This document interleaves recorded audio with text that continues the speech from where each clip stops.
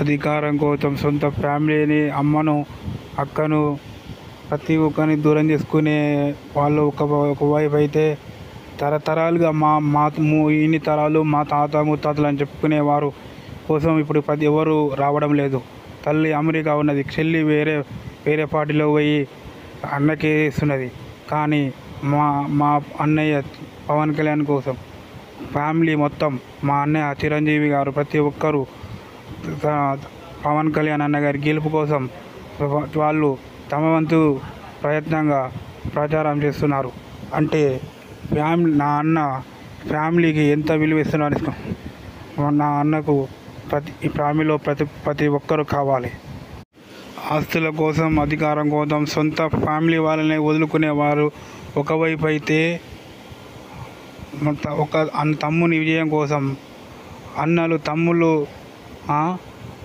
ప్రతి ఒక్కరూ తమ వంతు కృషిగా ప్రచారం. అంటే ఈ కుటుంబం ఫ్యామిలీకి ఎంత విలువ ఇస్తుంది, కుటుంబ విలువలు ఎంత తెలుసో మీకు అర్థమవుతుంది. ఒకవైపు సొంత వాళ్ళని దూరం చేసుకోవడం, అధికారం కోసం కుట్రలు సొంత కుటుంబంలోనే చేయడం చూస్తున్నాం.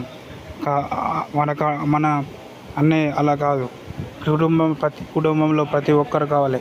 ప్రతి ఒక్కరూ ఇలా పవన్ కళ్యాణ్ కోసం వస్తుర్రు అంటే దీన్ని బట్టి అర్థం చేసుకోండి. మన అన్నయ్య పరిపాలన కూడా అలానే ఫ్యామిలీ కుటుంబ సమేతంగా, కుటుంబ సభ్యులు అనే విధంగా ఉంటుంది.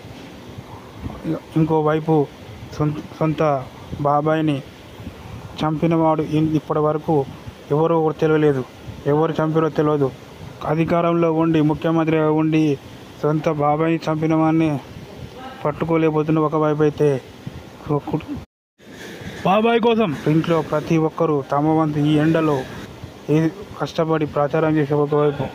అంటే వాళ్ళకు డబ్బులు లేక కాదు, వాళ్ళకు డబ్బులు, మా అన్నయ్య చిరంజీవి గారికి డబ్బులు లేక ఎన్నో సినిమాలు, ఎన్నో లెక్కలేని సినిమాలు వాళ్ళకు ఉన్నాయి. సినిమా ఇండస్ట్రీ కోట్లు ఉన్నాయి.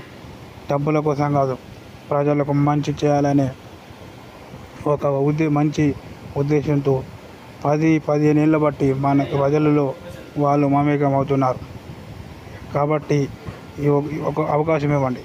పవన్ కళ్యాణ్ 21 సీట్లు కాదు, అక్కడ నిజాయితీ గల నాయకుడు కావాలి, విజనరీ కావాలి. ఇప్పుడున్న ప్రస్తుతం ఎలా ఉంది చూడండి.